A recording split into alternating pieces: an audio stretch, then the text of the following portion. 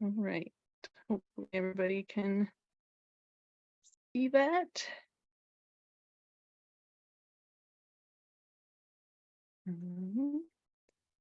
So yeah, thank you for having me. I'm really excited to be giving this presentation. I've really admired Oregon Wild's work for a long time, so it's cool to be involved in it in a more official way now.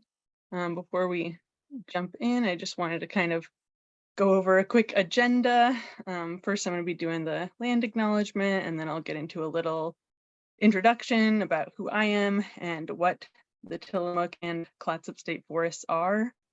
And then we can talk a little bit about why hike the Tillamook, like why are we talking about it today? What's there? I want to talk a little bit about some more well-known and popular hikes. I probably won't go too in depth with those just because information about them is a little bit more accessible out there. And then I'll move into talking about some lesser known places or places that are special to me personally, or that I think have some cool things about them that people might want to check out. And then we'll talk about navigating the forest and things you might want to know before you go, and kind of how to be less intimidated going into this part of Oregon. And then I want to talk a little bit about just other things beyond hiking that are happening in the Tillamook. So the Tillamook and Clatsop State Forests are the traditional territories of the Clatsop, Tillamook Nehalem, and Clatskanie peoples. Some of them stayed there for much longer than some of the other removal periods were happening. And then some of them did end up going to live at Grand Ronde, but they're not gone. You know, they're our friends and neighbors. And so a lot of the original coastal peoples are still here today. I personally live in Atwality Kalapuya territory, or Tualatin Kalapuya. They actually would trade with the coastal peoples. They would go up Gales Creek and kind of meet near the summit. And so they're sort of connected in that way. And I live in Washington County, which is the home territory of the Atwality, and the Washington County Museum is now known as the Five Oaks Museum. And recently, Steph Littlebird, who is Kalapuyan, she worked with the museum to redesign one of their exhibits. They had a long time exhibit called This Kalapuya Land, and when they moved from Hillsborough to the PCC campus, they decided they wanted to rework it, and they asked her to look it over. And so she worked with their anthropologist at Grand Ronde, David Lewis, on kind of editing all of the panels and adding a more Indigenous perspective to that story. And then that became the exhibit, This is Kalapuyan Land. And she introduced me to this concept in her presentation of a land commitment. And so it's one thing to acknowledge whose territory we're on, but where do we go from there? So her suggestion is that you make some sort of commitment to educate yourself about the Native people where you live. And that could be learning things about the traditional language here, the trade language, Chinook jargon or Chinookwawa. That could be David Lewis actually has a really amazing blog. He's like one of the foremost historians on Northwest Coast culture. So there's a lot of cool things that you can do to kind of go further than a simple land acknowledgement, and kind of commit to learning about the Native peoples here, and then going further and working in solidarity with them.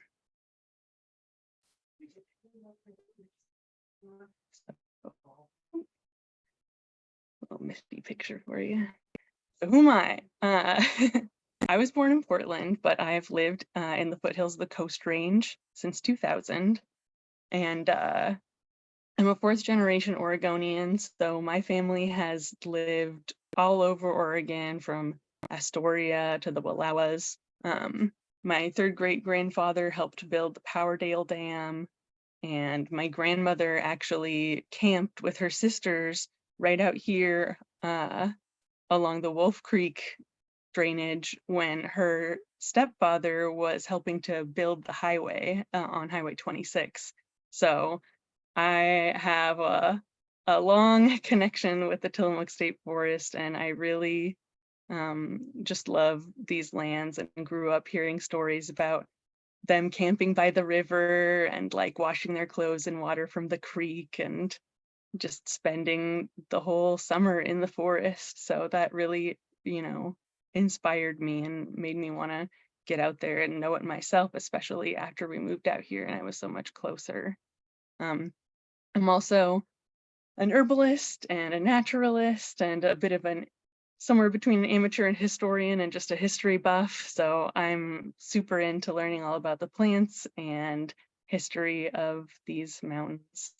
I'm currently the librarian along with my husband for Rewild Portland. So if you want to learn more about the natural world or ancestral skills, come on down to Green Anchors and check us out. I've also been involved on the Salmonberry Trail since about 2014, 2015, going to exciting government meetings, and then more recently getting to volunteer on doing trail work and uh, guided hikes and stuff like that. So it's getting much more exciting than it was in the last previous years. And that's really one of my favorite current happenings in the Tillamook as far as work that I'm doing is concerned. And then a few years back, starting in 2015, me and about a dozen people from the Sierra Club got together to rewrite their book, 50 Hikes in the what was Tillamook, but then we turned it to Tillamook and Clatsop State Forest. So a group of us got together and we looked over the hikes that were in it, and we did a bunch of test hikes to see what was still relevant, what kind of things had been destroyed by logging or closed off by roads, or maybe roads were decommissioned. After a year or two of doing test hikes and write-ups and history research, we got together with Ooligan Press at PSU, and I was working on assembling the plant list and kind of updating it from what was a specific plant list for Kings Mountain in the original book to a more general forest-wide list. And then we published it in, I think, late 2017, early 2018. So that's kind of, where a lot of the background for this talk is going to come from. So I wanted to give a little bit of a quick history. So I'm going to kind of breeze through these points for the sake of time. So if I don't cover certain things in depth, I'm sorry, and maybe we'll get to that in the Q&A, but I want to make sure we have time for everything. So what is the Tillamook State Forest? It's in the Coast Range. What is the Coast Range? It's actually a piece of land that wasn't originally part of Oregon. So there were offshore islands, and through subduction and accretion, they joined with the continental shelf and became part of Oregon, and then were uplifted into the Coast Range around 30 to 50 million years ago. And then we had major cataclysmic volcanism come across from Eastern Oregon and coat the land in basalt flows repeatedly multiple times. And you can see this all the way from the northernmost part of the Coast Range down to Otter Rock. And those basalt flows are actually what underlie a lot of your favorite Coast Range waterfalls. So that happened about 8 to 15 million years ago. And then having so much rain here in the Pacific Northwest and, storms and wind, it eroded the mountains and made a perfect environment for Doug fir and ferns and alder and all those things that we kind of know and love as the Coast Range environment today. And then about maybe 10,000 or more years ago, human habitation in the area begins. The Clatsop people were Chinookan-speaking people who lived, at the time they lived around Astoria and Tillamook, like not quite down to Tillamook, and then the Tillamook people kind of overlapped their territory in the like Nehalem Bay seaside, and they were different cultures. The Tillamook were a Salishan-speaking people, but it was kind of this like cool multicultural area around where their territories overlapped. And then the Clatskanie lived sort of in like the modern day Vernonia area. There's like the Clatskanie River and the town of Clatskanie that's named after them. And they are an Athabascan speaking group, so that is like more related to stuff that's much further north, and kind of in like the upper BC Alaska area. So another completely different origin for people. So we had very diverse languages and cultures in this area of the Coast Range. Around late 1700s, Euro-American contact starts. They've been sailing up and down the coast before then, but Robert Gray is kind of considered the first one to, go in, establish contact. He spent a few days trading and it went well at first, but then some things went awry and there was a skirmish and some people ended up dying. And then we have Lewis and Clark. Everybody kind of knows that story. And that sort of what they brought back to the US kind of started this energy going about settling the West. And so by 1841, there was a Methodist mission that was set up on the Clatsop Plains. It didn't last very long. It was about 2 years, but that really got like a foothold as far as settler culture in the coastal and mountain areas. So then by 1851, settlers are arriving in Tillamook County, laying flats for farms, cutting trees. They drafted some treaties, but they were never really ratified until the early 20th century. So that's a fair bit of decades that there was kind of some lawlessness and kind of nefarious things going on there as far as settler behavior. Some of the native villagers ended up moving with their families to Grand Ronde. Others stayed behind on the land that they knew. Some even into the 1920s. The last, it was actually a group of elderly ladies were the last of the Tillamook people in the area to be living there on a consistent, like continuous basis. And they had a camp on the Miami River where they made baskets and would sell them to settlers and other people passing through the area. And I think I can't remember the name of the book, but they have a oral history from them that's recorded that is a really cool resource. So then logging starts. 1844, the first mill opens in Astoria. By the 1870s, there's 3 mills operating in Tillamook, and they're using axes before they switch to crosscut saws. By the end of the 19th century, they start laying railroad track into the Coast Range. And by 1911, the Tillamook line connects all the way to Portland. So now, instead of using the coast to ship, they can ship things to Portland, which can ship it all the way out across the entire country. So that's really when the timber harvest of this area started booming. So then we get to the 30s, and a lot of the land has already been cut over, and the Tillamook was really one of the last remaining stands of original forest because the land out here is super rugged, super remote, and there was a bit of an economic depression going on with the 30s, so it was hard to get laborers to log the forest because a lot of people were moving away to find different work that was less hard and paid better. And you combine that with really terrible heat wave in 33, super dry winds, the humidity dropped to the 20s, and in 1933 we have the first burn.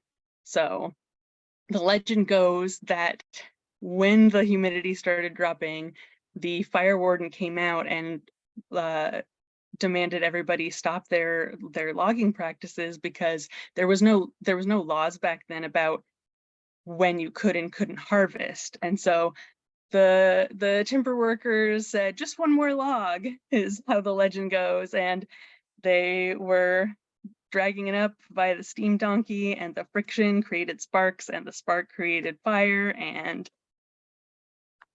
humidity in the 20s meant it just went up. And so that one raged for the whole rest of the summer. They couldn't put it out. They had tried to contain it in different areas, but it really wasn't until the September rains that it was able to get under control. And it was made worse because just a couple, like 10 days later, in a different part of the forest more north, someone intentionally set fire to the hills. And so those blazes were happening at the same time, and it divided the crews. In the summer of 39, 6 years later, the same thing happened. Logging operations were happening. The humidity dropped into the 20s. It's like, you know, a recipe for disaster. And a lot of that fire burned the same area that the first one burned. And so it kind of just ripped through the super dry charcoal and snags, kind of like we saw last year with the fires up in the Cascades. There was not really any moisture to deter it from spreading. July 9th, 1945, there was a third fire near the Salmonberry River, and then within 2 days, there was another one on the Wilson River about where the first and second fires started. Those ones were interesting, especially the Salmonberry, because it was a mysterious origin, and a lot of people believed at the time that they were started by an incendiary balloon from the Japanese in the waning days of World War II. Still kind of unofficial what the actual cause was. So then in the summer of 1951, the fourth and final fire happened, and they were actually able to contain that one because they had started putting measures in place to prevent fires, have fire breaks, have more staffed fire lookouts. So that was the first one to not be contained by rain. And when all was said and done, 355,000 acres of the forest had burned. So this is a picture of the older forest before it burned, and then one of the first conflagrations and the smoke rising from it. And some more.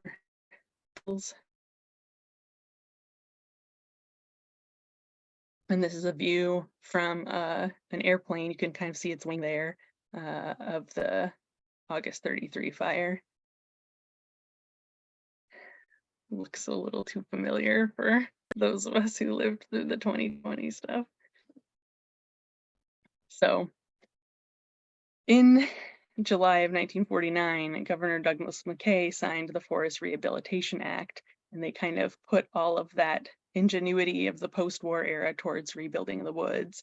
And they had a whole systematic operation of salvage logging, road building, putting in fire breaks, putting in lookout towers, having them staffed, all with the mind to prevent what was, at the time, those 3 burns every 6 years from happening again.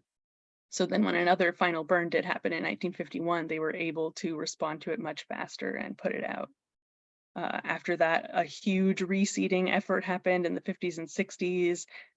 Professional planting crews, volunteer crews, school children all went out, scattered seeds, planted seedlings. And by that time, because it was so burned over, so many companies had abandoned their land and stopped paying taxes that a lot of the land came to be owned by the counties because of foreclosures on those unpaid taxes. So then 24 years after the Forest Rehabilitation Act was signed, on the day, July 18th, 1973, Governor Tom McCall, they actually had a ceremony out at what's now Rogers Camp to declare the reforestation effort officially concluded. So at that declaration, the former Tillamook burn became the Tillamook and Clatsop State Forests. And I just think that's really cool because that means yesterday was the 50th anniversary of that happening. So it's super special to me to get to do this talk today on basically the 50th anniversary of the forest itself. These are some pictures of the burned over forest and one of the new fire towers and a reseeding helicopter. And these are some of the planting crews, probably from the CCC. And all of these people down there are student planting crews, and they bust them out to the forest and gave them bags full of seedlings and a little hoe or digger to plant the seedling in the earth. So then that kind of brings us to today. And throughout the 80s and 90s, the replanted forest was coming of age, and that was really cool. And it also meant there was a return of the pressure to log it. So timber companies and also the counties that then rely on the logging revenue were really looking to start logging again now that the forest had grown back. So in 1987, the ODF proposed making timber harvest just the primary purpose of all state forests, like basically the state's own tree farm. And after so many people had replanted the forest and watched it grow back to life, fishermen, hunters, recreational users, environmentalists, some of those former students who planted it back were like, whoa, wait, I don't know about this. So in their final version of the administrative rule, they included watershed protection, erosion and flood control, fish and wildlife habitat, and recreation values, but the management still focused on timber production. So it left 90% of the forest open to whatever logging needed to happen. Fast forward to June 2013, they designated some high value conservation areas. And so this is areas of the forest that have sort of unique habitat conservation characteristics, whether that's older trees or high quality fish-bearing streams, forest like structures that are important for some of the endangered or threatened animals. And so that's kind of when I started getting involved in the forest, and we went to go on hikes out in these newly designated areas. And kind of the successor to that, and most recently in 2021, the Board of Forestry advanced a plan to protect almost half of the Tillamook in stream and forest reserves. That's not yet finalized. It's getting a lot of pushback right now. So the future is kind of up in the air, which is part of why we want to get people out there, which kind of brings me to my next point. Why hike the Tillamook? So, you know, in recent years, especially since the pandemic, the gorge, the Cascades, even all the way out on the coast are getting really crowded. And the Tillamook and Clatsop are interesting because in a lot of ways, people still treat it as like passing through space. They're not really moving through the forest to recreate here. They're going through it to get to the beach. And so on a day when the beach is super crowded, the highway looks super busy, the forest isn't actually that busy. There's a lot of places where you can find solitude in the Tillamook and Clatsop that is getting harder and harder to find in other places, especially the more popular places in the gorge and on Mount Hood.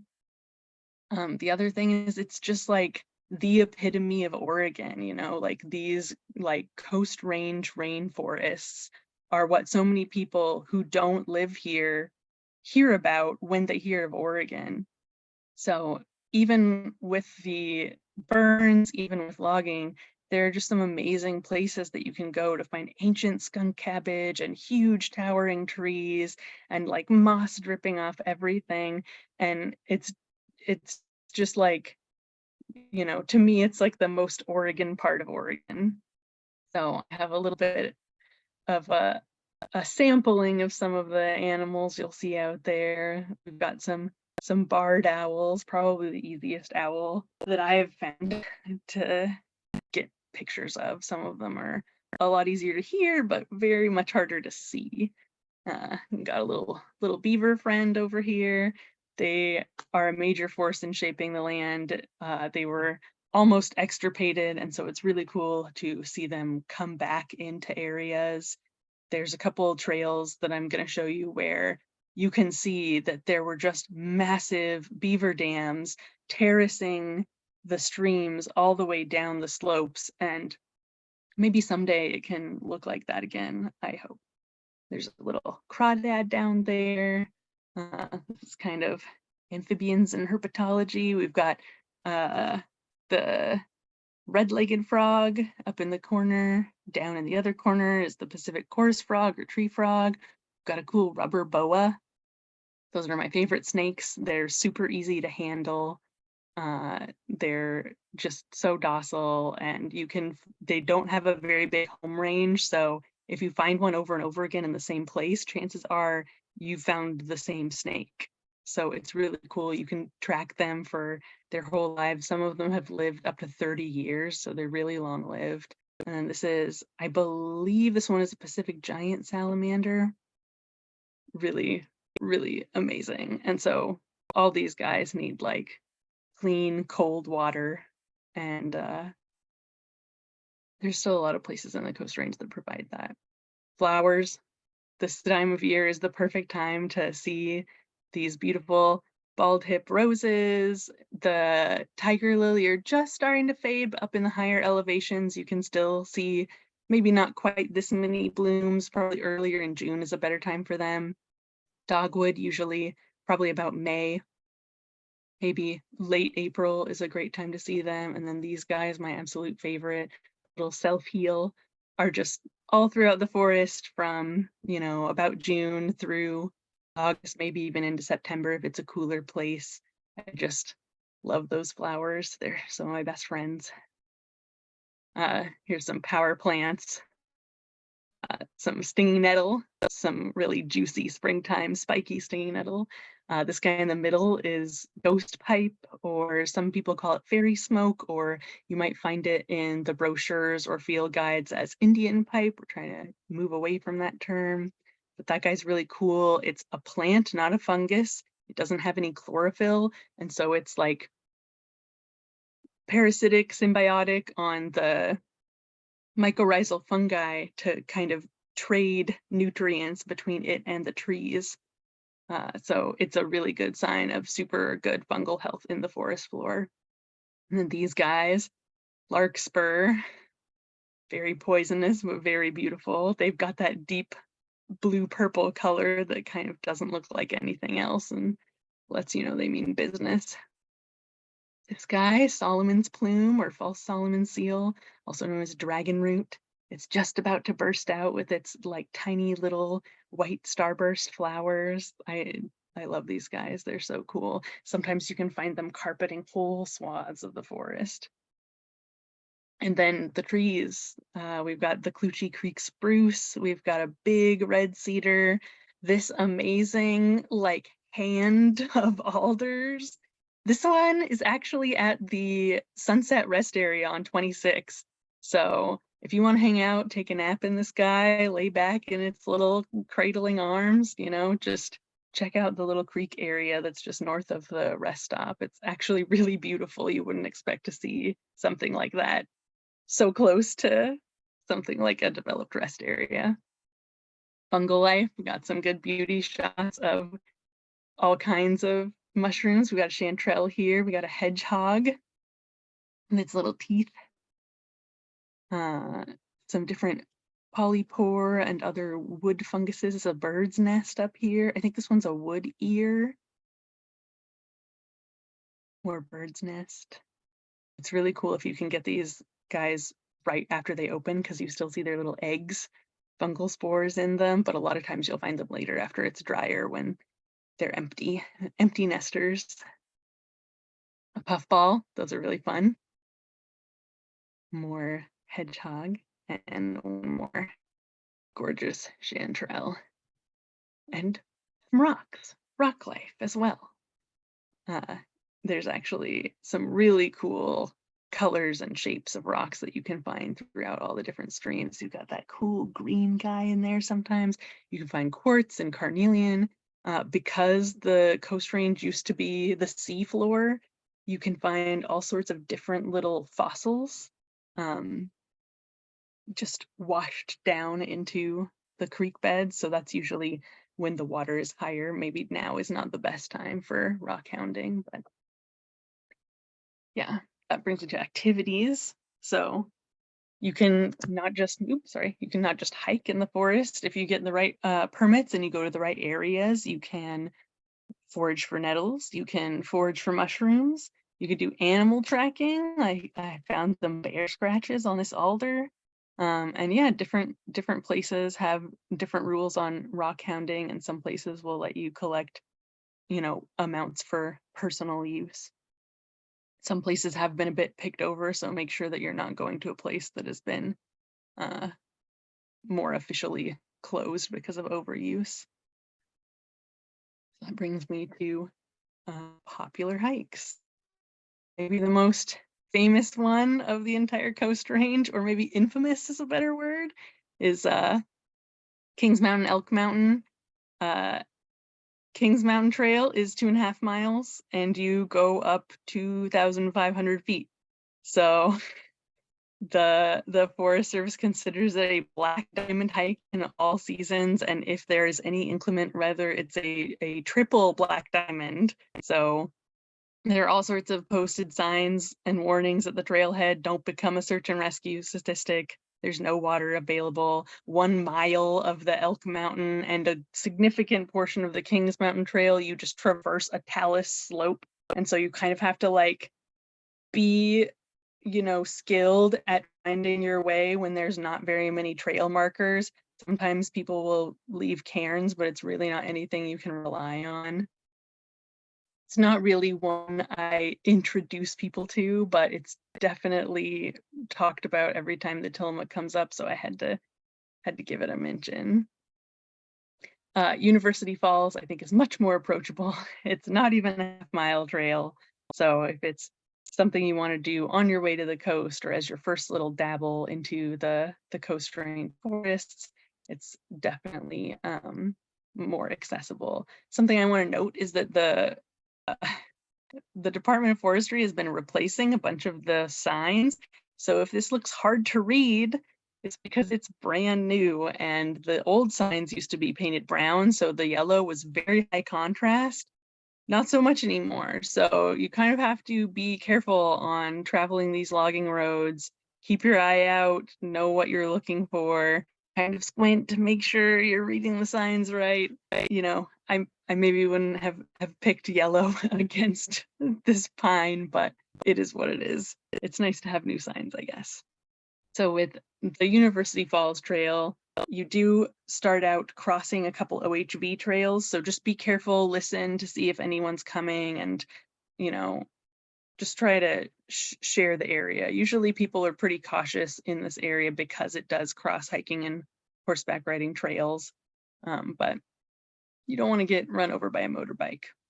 You kind of travel up and down for a little bit until you reach this area where there's a somewhat new clear cut. It's a few years old now, and then you kind of start descending into the creek drainage. You get to this place where the University Falls sign is, and it looks like you just want to go straight ahead. There's all these little stumps in a little sitting area, and the path goes down from there. It's just a dead end. It goes to the creek. So there's a tiny little arrow right here on the sign. That's where you want to go. That's the one that leads to the waterfall. And so this is the waterfall right about now, late June, early July. The water level's low. You can hang out there and find the little water ouzels dipping their little dance around the waterfall, and they just fly straight into it. There's all these little crevices, and the birds are just hanging out. They've got a little nest up in one of the cedars at the top of the waterfall. They're my favorite birds. This is a little bit later, probably, fall or early spring, I can't remember. So the river's a lot higher. There's a lot less flowers, but there's so much more moss at this time of year. I just love it out there. Everything's so wet and beautiful. And the waterfall gets so much bigger. It's just 2-3 times the size and just roaring. The whole little canyon fills with the sound of the waterfall. So it's a really cool place. Pretty close by is the Gales Creek Trail. That one, you can go to the Gales Creek campground and hike from there, or you can go a little bit further down the highway and stop at the Summit trailhead. So this sign right here is from the campground, and this is where it comes out of the Summit trailhead. That's the shorter leg. That's about 2 miles. And then the other leg of Gales Creek goes straight north into like the Rears Camp area, which is usually accessed by Cochrane Road up in Timber. So this, you can connect the Highway 6 area to the Timber area just going on the Gales Creek Trail, which I believe is hiker and also horseback rider. That's about 11 miles total from the campground to the Rears Camp. So that one is a little bit more involved, a little bit longer of a day. Whereas the leg that kind of parallels the highway is a little bit shorter, easier day trip. It does get fairly steep in some portions, but it's not too terribly strenuous. That's one of the ones that you can see those cool beaver terraces along. There's like a series of letter boxes, if you guys have heard of that. It's kind of like geocaching, but with stamps. And there's one missing because they had to reroute the trail. And so the middle one of the 3-part series is now on the old trail, not the new trail route. So if you're into some exploring, maybe someday someone can recover the middle box in that series. So it does kind of hangs out above the creek for a lot of the drainage. So you're kind of looking down everything. And then this is a wider view of where it comes out of the Summit trailhead on the highway. So then there's the Wilson River Trail. That one's even longer. I don't remember, it might be almost 20 miles in total. They're extending it past its eastern terminus right now. So I don't know the official total length anymore, but I know it's over 17 miles. So some people will do a backpacking thing where they'll stay at Jones Creek Camp, or they'll stay at the end at Koenig Creek and kind of do it in sections. Some people will just access it at a various trailhead. You can get on it from the Kings Mountain trailhead. You can get on it from the Footbridge trailhead. And there's some really cool places. This shot here is a place near the Footbridge trailhead, and it's a beautiful swimming hole. And yeah, the sun lights up the rocks under the water, and it's just gorgeous. And then this is it in the winter. The water gets a lot higher, a lot faster. Not a swimming hole at this point in time, but you can see some really cool salmon and steelhead runs, and those little dippers or water ouzels are still out doing their bird thing. So it's still a really cool place, no matter what time of year you want to go hang out.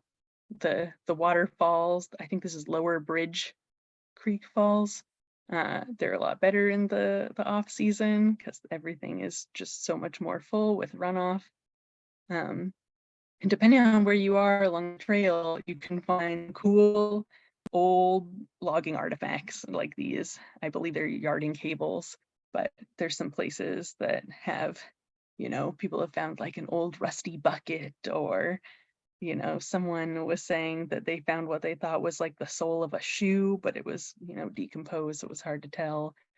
I know a person who knows where a steam donkey was just left in place, and that's not quite on the Wilson River Trail, but it's up from it. So they were doing some bushwhacking exploring and found its sled runners and the deck that was on it. So there's some cool artifacts hiding out there if you want to sneak around and find them.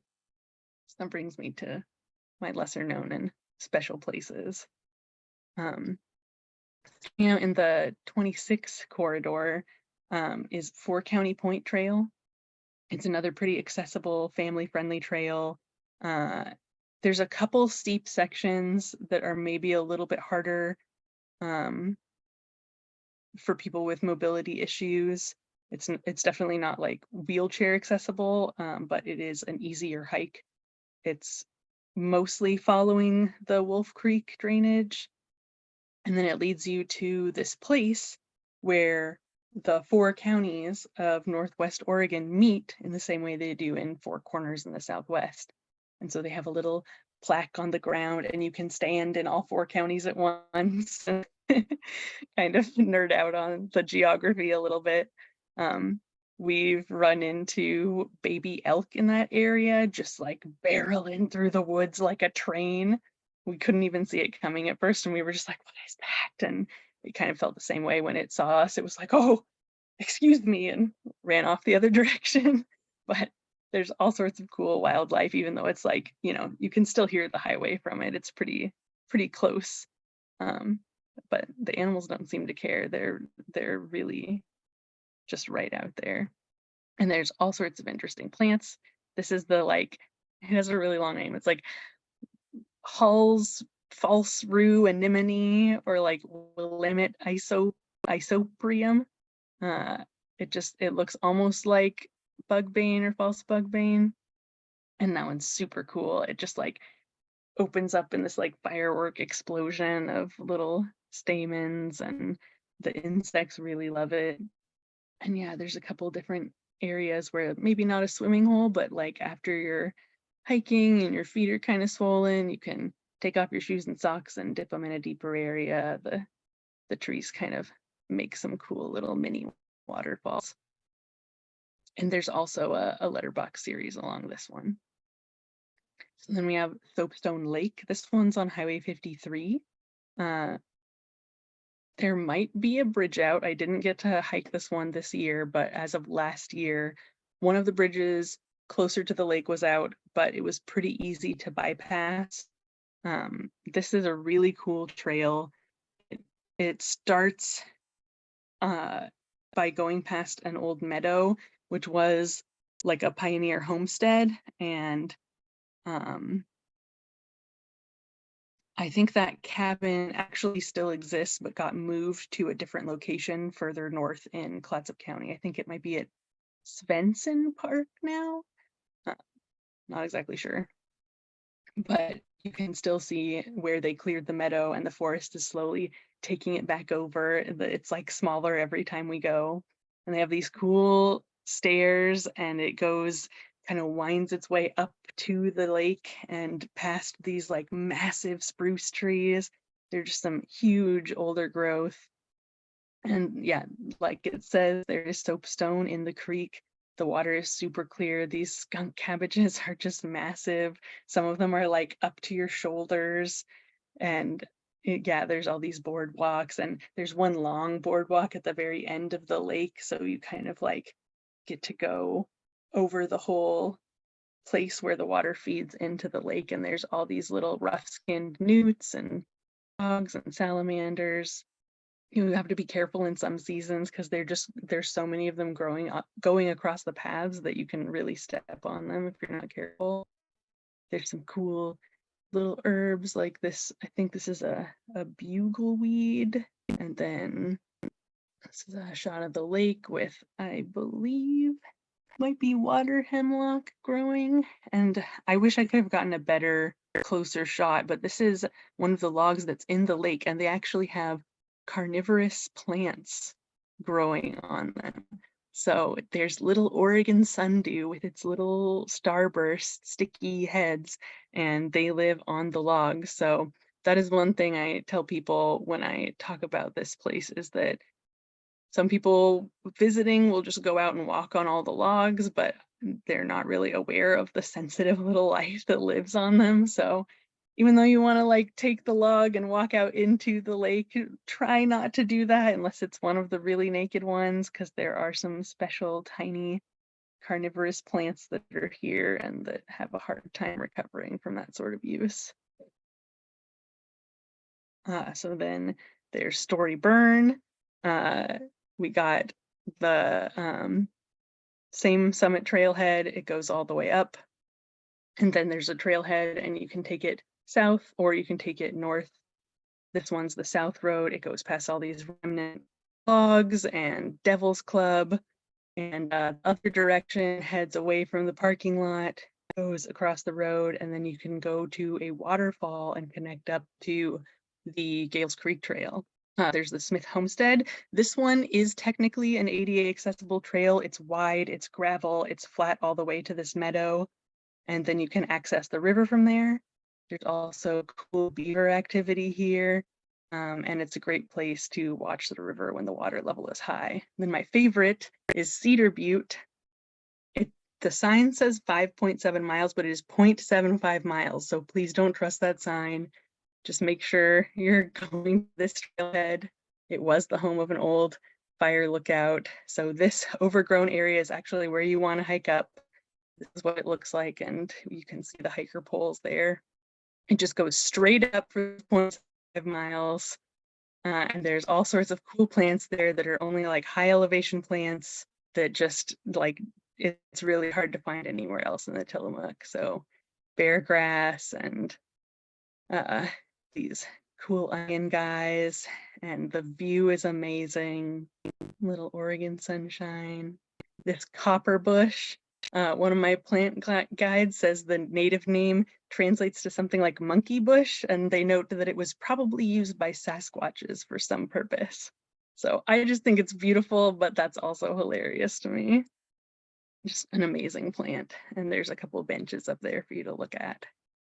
So then if you keep driving past Cedar Butte, you can actually go down into the Kilchis River drainage, and technically this part isn't a hike, but you can park at Kilchis Falls, and it's really cool. It's got a cave by the waterfall, it's got quartz coming out of the rocks. If you keep driving down that road, it's just a beautiful drive, and like the sun really lights it up in the evening. You can get to this place where you can start walking up the Kilchis River on the other side from the road, and there's this amazing swimming hole with like an underwater canyon, and you cross like an old bridge, which is just out of view of this picture, but this picture is from underneath the bridge. And then you can walk up the rest of the river to as far as you want. The trail kind of peters out, but this is like a really cool place. There's a couple different places that are not really hikes that I did want to mention. This is Fern Rock Falls. It's just a wide pullout along Highway 6 here on the left.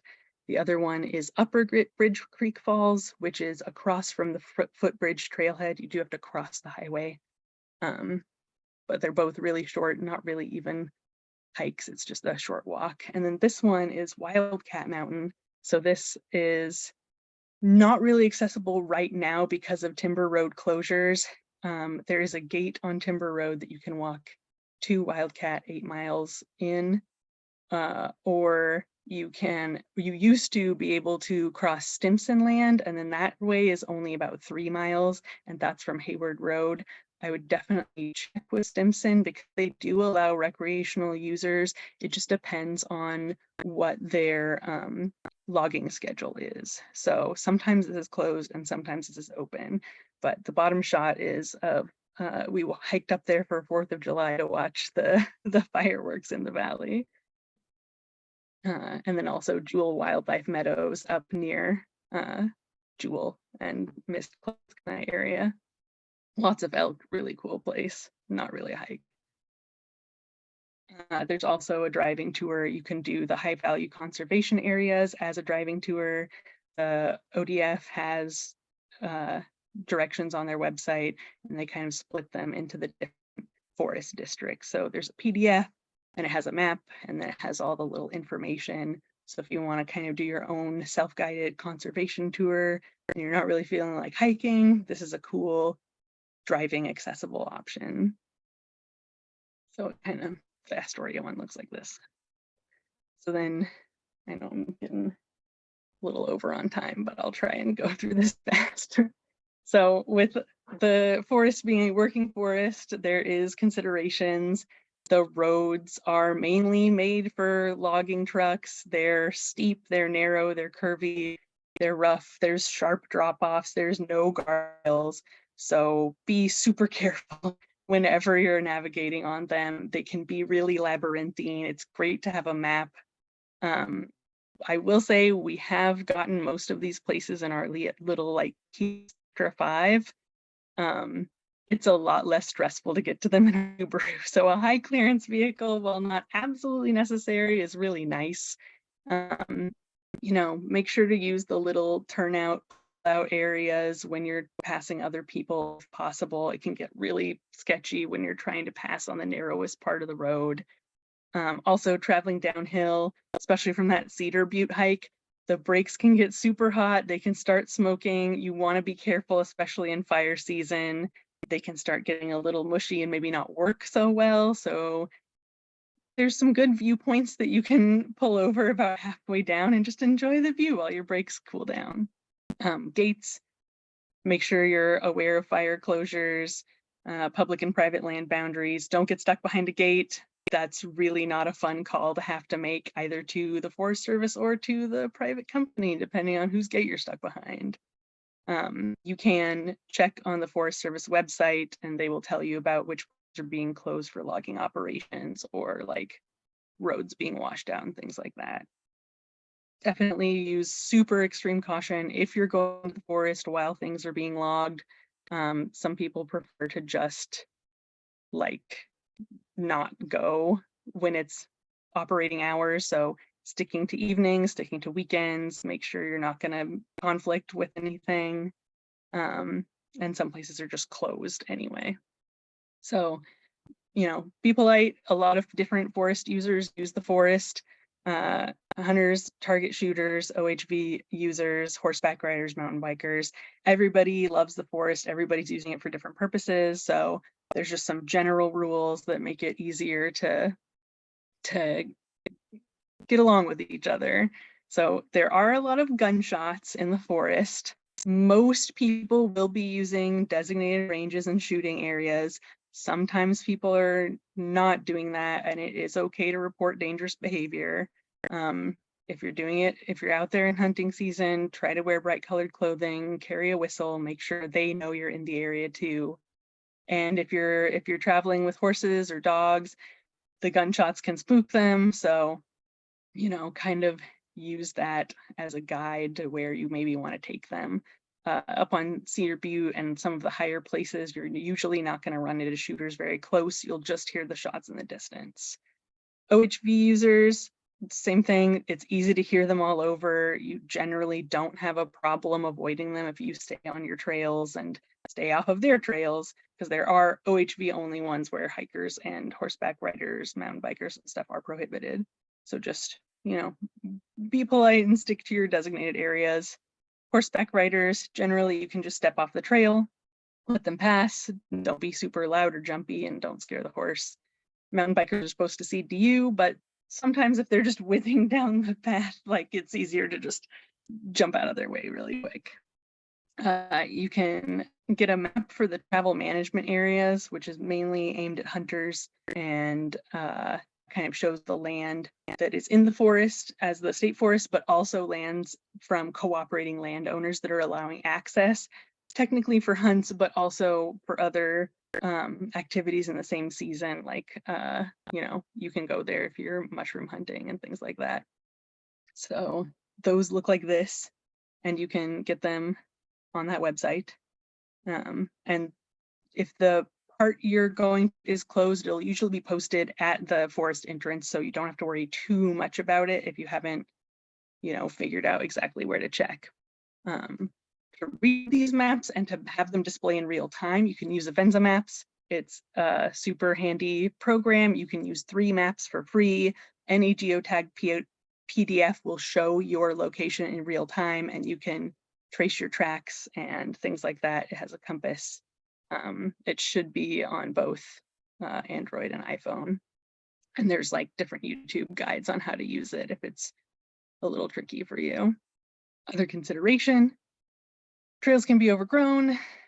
There's some places I didn't include on here because they're almost not trails right now. It's a lot easier to access them when there's not so much salmonberry and thimbleberries crowding you out. the weather can change really fast, especially when you're going up and down elevation so much. So try not to do things like crossing streams when it's raining because you might not be able to get back across them. If you run into snow, try not to push through it. You can end up getting stuck. We've run into people like that and almost been those people ourselves. So just don't push your luck. Dogs are welcome almost everywhere. It'll be posted if they're not, and just, always have them on a leash, both for their safety and for other people's.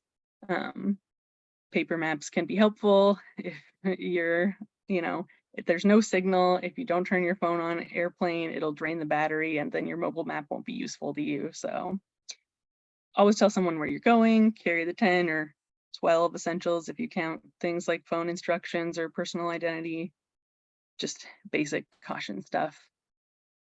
Please don't be this person. I just had to add this because every trail we've visited researching this has had doggy bags left. I'm really of the opinion that if you are going to pick up the poop but leave the bag, that is worse than not picking up the poop at all. Like, I know not everybody agrees with me, but the rain will eventually dissolve the poop. It's only unsightly for a little bit. This plastic bag is going to last so much longer. So please, if you want to carry out your poop, just please finish the job. And same with your own garbage. Some of these were found less than 1/10 of a mile from a trailhead with a bathroom. There's no reason to leave human sewage out in the open, right next to a trail like this.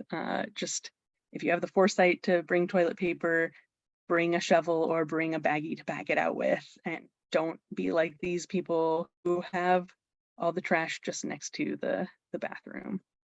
So a couple different resources. The State Forest has a blog. There's trail and road closure information.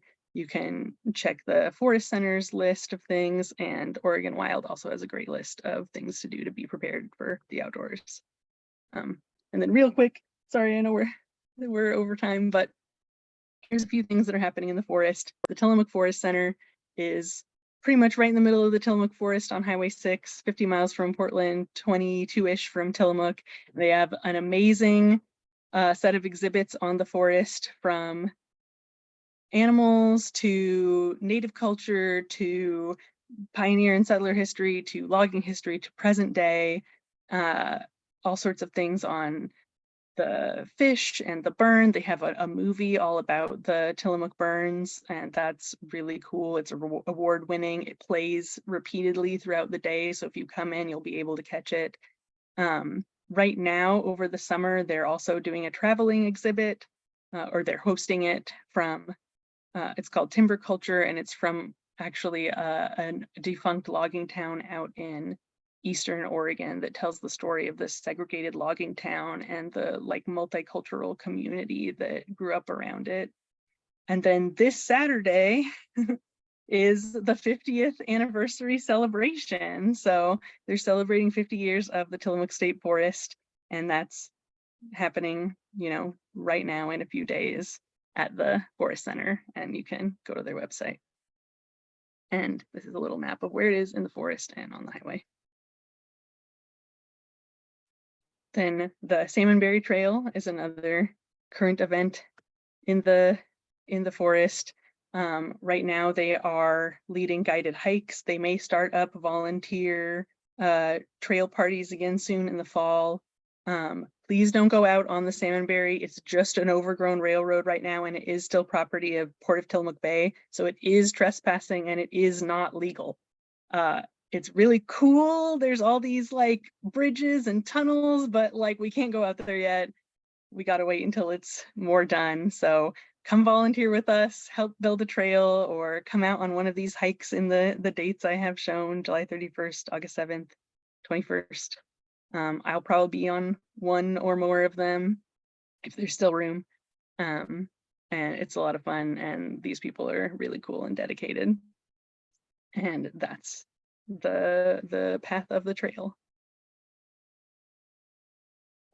So then last thing, TKO, Trail Keepers of Oregon, they're working to extend the Wilson River Trail in the Idiot Creek area, so the eastern end of the trail. They're doing work parties in September for a couple weekends to kind of continue the work they did.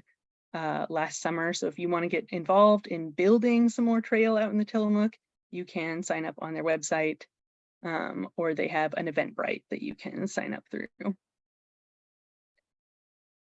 The end. Only a little bit over, but there we go.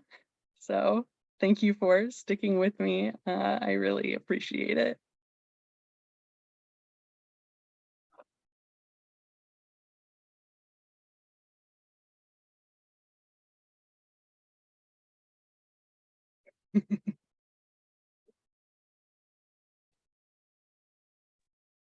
Well, since we don't have Aaron here with us, I'm just gonna step right in.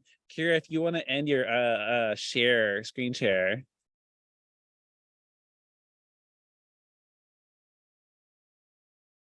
I'm looking for the button, sorry. We I had this paused it. problem earlier. It says pause, but it doesn't let me end. Well, I will say that I have plenty of things I could talk about, but we have some amazing questions in the Q&A, and I think that Aaron probably has a few that he's accumulated too. Aaron? Yeah, Casey, do you have slides, or are you just going to give a little? Oh, I was just gonna make sure that people know what the state habitat conservation plan was, and then go to Q&A. So just to make sure that people were still. That sounds good. Okay, that sounds good. That's wonderful. First of all, if people could send party favors or hearts into the sky, I think they would. Thank you, Kira. That was awesome. I love plants, and so there were a lot of moments of excitement there. I will say that, so I'm the state forest policy coordinator for Oregon Wild, which means I help develop policy ideas, laws for non-federal forest lands. And as part of that, I'm helping to support the state forest habitat conservation plan, which would protect upland habitat areas and create protected buffers along all those streams that you saw across 650,000 acres of state forest in Western Oregon. And it would allow logging across the rest of that land. And I think that's a key moment, is that it's actually a compromise. The reason why habitat conservation plans exist is to protect species and still allow the extractive resource or industry. So for the state habitat conservation plan, we've seen a lot of pushback from mill owners on the coast and county commissioners who are definitely pressuring the Board of Forestry to compromise further by scrapping that habitat conservation plan. And I have a call to support the habitat conservation plan. If you want to help, the governor and the Board of Forestry will listen to their constituents, but only if you speak up. So I'm going to put into the chat, and Aaron can share with you an alert that you can just click on and send a note of support to the governor and the Board of Forestry, which is, I think, is pretty cool, because it means that all of us actually can speak directly to the governor, her natural resource staff, and the Board of Forestry and the state forester all at once. But I want to pass it back to Aaron, though, to make sure that we get as many of the questions answered as we can, because there's a lot of exciting people out there, excited people. My only final note, Aaron, is that September 15th, I am leading a Tillamook State Forest hike, and it's entirely possible that Aaron and Kira will also be there. So stay tuned for the hike registration. All right, back to you, Aaron. Yeah, I can pull a bunch of these notes, and one person asked about sharing your slides, Kira. We can make those available if you, or at least the resource ones, put them up on the website and share them out to everybody who registered. So that, especially for some of those links for maps and things, we can do that. One person appears to be working through their birding list. Are there places in the Tillamook State Forest? Oh, cutting out a little bit. Yeah, so Cedar Butte is actually great for both the grouse and the mountain quail. Also, past, I think it's past Diamond Mill, there's the Cedar Creek, like, dispersed sites. A little bit further than that, the road is closed off, but around the Cedar Creek camping area, like group sites, we have been very close to the ruffed grouse, like it pecked us.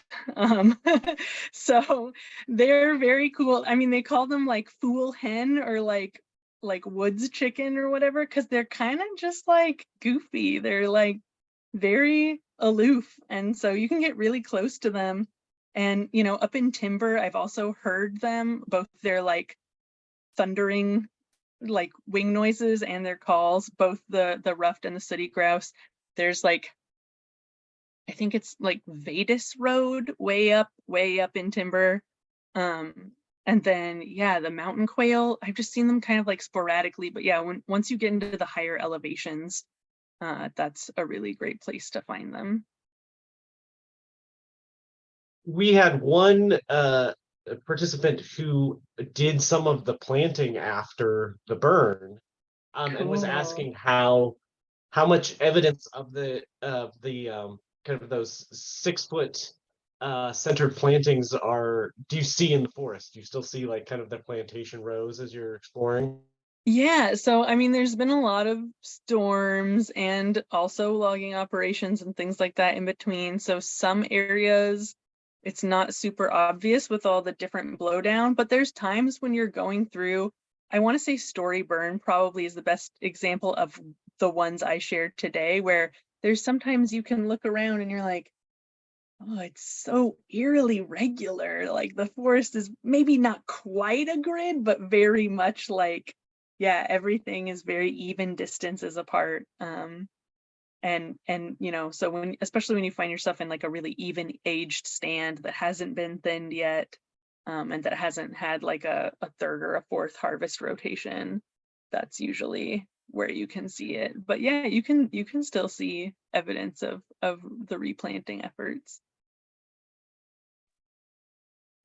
Where do you get permits for foraging, or where do you find that information about what places there might be rock So hounding or on other some of the things? links that I shared, like on the ODF website, they will have information on personal use permits. And then I think they also, in the same area of the links, they'll have like, if you're a commercial harvester, there's some things you don't need permits for, like berry picking is generally fine.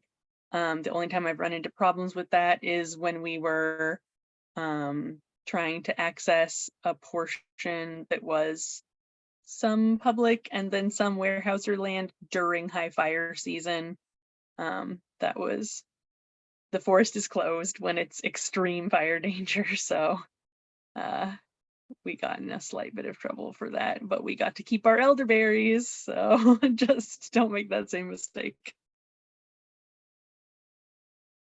Casey, this might be a question more for you. As part of the HCP, because there has been so much cutting and chemical application across that landscape, what either is the current or hypothetical projected hopeful condition of like monitoring for the effects on fish and wildlife, and recovery plans in areas especially that have been heavily sprayed? Yeah, so great question, Alex. The habitat conservation plan requires both monitoring and adaptive management. So adaptive management mean you're monitoring wildlife for their persistence, rates, evidence of their presence, and then changing practices based upon the best available science to promote the coexistence, and the restoration of those habitats and those wildlife. So within the habitat conservation plan is a requirement to monitor and then change practices based upon the results of the monitoring. And I didn't go into the kind of the history of how the forest has been treated, but Alex knows. Make this the last one, and then again a bunch of this information we'll share out with links tomorrow. I think I'll probably have everything online, so that email should go out tomorrow evening, if not Friday evening. But the last question would be on favorite places to camp or backpacking and overnighting options in the forest. Well, I mean, I guess it just depends on what kind of camping you like, because there are plenty of campgrounds from Gales Creek down to Keenan Creek, and there's places specifically for OHV users to camp. Generally, that's around like the Rogers Camp area. But yeah, Jones Creek is a pretty family-friendly campsite, and then it also leads. You can cross the bridge to the Tillamook Forest Center there. So if you want like things for kiddos to do over the long weekend, there's a bunch of things besides just playing in the river and seeing the woods and stuff like that. Yeah, the Cedar Creek sites, if they are on the correct side of the road closure, I'm not quite remembering my map usually, but I really, really love that place. It is close to some OHV use, but it's worth it. Like, it's so beautiful up there, and there's all sorts of other little dispersed areas throughout the forest, just little onesie twosie places that happen to have like a designated campfire ring that you can kind of stumble upon when you're out, you know, exploring. And I think if you end up doing the drive down into the Kilchis, there's a campground kind of once you get out of the Tillamook Forest down on the lower parts of the Kilchis River.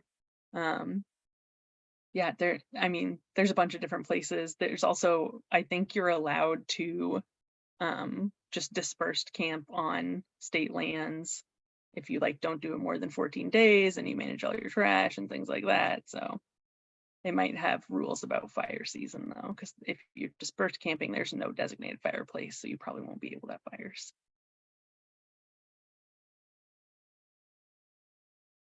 Great. Well, Kira, once again, thank you so much for this presentation. It was great. Lots of comments were effusive in their praise for the font of information that you have shared and your love of this place.